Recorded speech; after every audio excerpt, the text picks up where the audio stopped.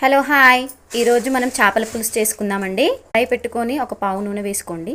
ఇందులో ఆనియన్స్ వేసుకోండి, చెక్క, బిర్యానీ ఆకు, పసుపు వేసుకోండి. ఇలా దూరగా వేయించుకోండి.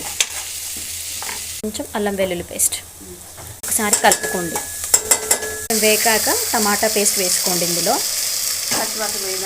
కొంచెం ఉప్పు వేసుకోండి టేస్ట్ తగ్గట్టు. పచ్చివాసన పోయాక కారం వేసుకోండి. స్పైసీ తగ్గట్టు కారం వేసుకోండి.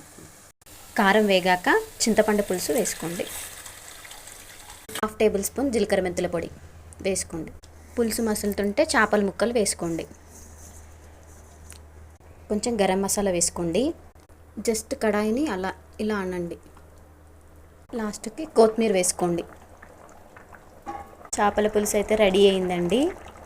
టేస్టీ చేపల పులుసు రెడీ. లైక్ చేయండి, షేర్ చేయండి, కమెంట్ చేయండి.